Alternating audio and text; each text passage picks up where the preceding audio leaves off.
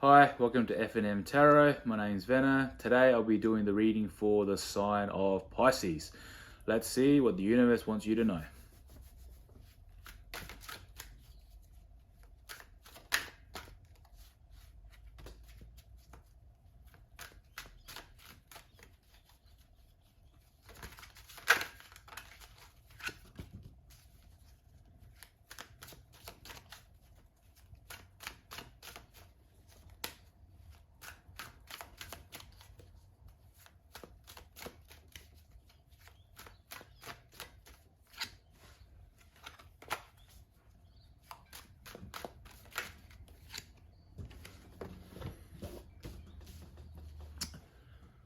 Alright, Pisces.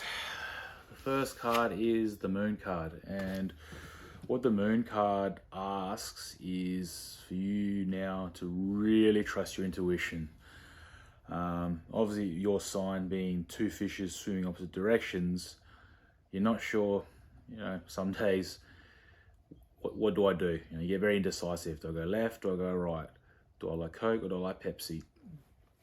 You're very, very indecisive at the best of times. And that's not a judgment. That's just it's the way your sign is.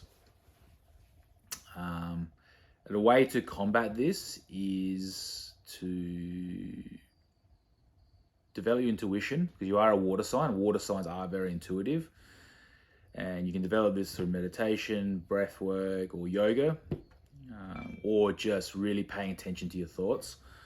It's to really, trust intuition, block out any noises, either people in your ears or the media or partner that's probably not quite in tune themselves, feeding ideas into your head, and which is does affect us because we are influenced by our better halves, or other halves, not better halves, sorry.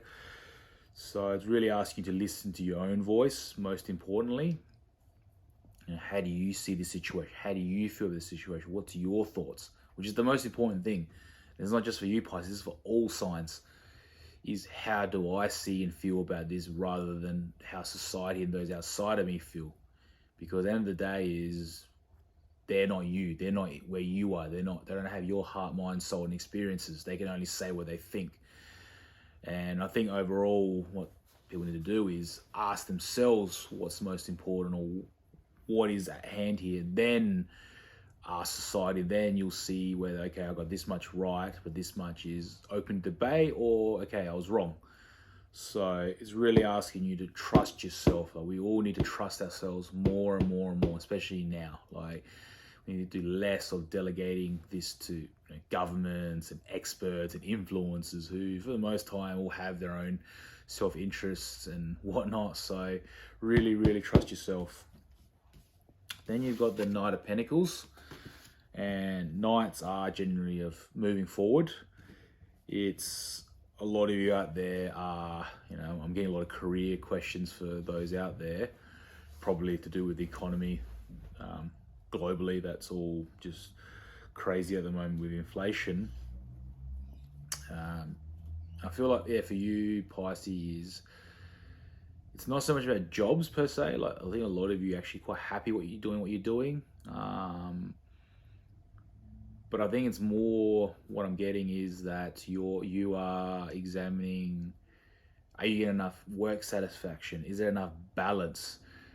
Is what you're doing important? Is it of value? Am I helping people, or am I just a number that's just a cog in the machine? You're asking yourself very big existential life questions. Perhaps some of you are thinking, and I think it's worth asking, is, well, can I perhaps work at home 2 days a week so I can feel more grounded and homely whilst I get things done? And obviously, the more productive you are, you're more likely to get more things done that you want to do as well. So you might, instead of taking 8 hours to finish your work, you might finish it in 4, and then you might dedicate 4 hours to a project you might have. Or some of you might want to learn something different, not necessarily be career, could be you want to learn guitar or the drums. But, for whatever reason, time, money, relationships, family commitments, never allowed you for that. So yeah, it's really asking you, Pisces, that what it is that you need to process, feel, and release, and essentially do some work, read some books, follow some good people on social media that put good content out that help you to examine these questions, or go seek out a healer. Because I feel like once you come out of this, you might realize, well, heck, actually, I might not want to do this job. I might want an easier job where I just got a simple life with a lot less stress. Or you might realize that, hey, I can do so much better than this, and I might go do something completely different. Or you might just go off grid and live off the land and feel connected to nature. That's what I feel like a lot of you Pisces are being called to do here. And then you've got the Lovers card. This is not the true romance card, but this talks about more so relationships in general. Not so much about finding love, but more so relationship dynamics. Some of you out there, I feel like, for the female Pisces, it feels like you are taking the lead more in a relationship, and you're wanting your man or your female equivalent for same-sex couples to really take the lead. So it's a very tricky one, because those couples that are aware of themselves and understand this are more easily able to adapt changes, as opposed to those that probably don't know this stuff as well. It's going to be a lot harder to, I guess, implement it. But I feel like even so, it's worth trying. And so for the females out there is, look, tell your partner, look, tell them exactly how it is. Look, ultimately, I want you to lead more. I want you to take the charge more. I want you to tell me what to do more. I want to be led, I want to follow you. I don't want to be my masculine. I want you to take the lead more and see where it goes, and have a conversation, work through these things. The more you talk about it, he might turn around and go, oh wow, I never thought about that. I might go read more books or look at content that could educate me more on this. And inversely, for males, it could be,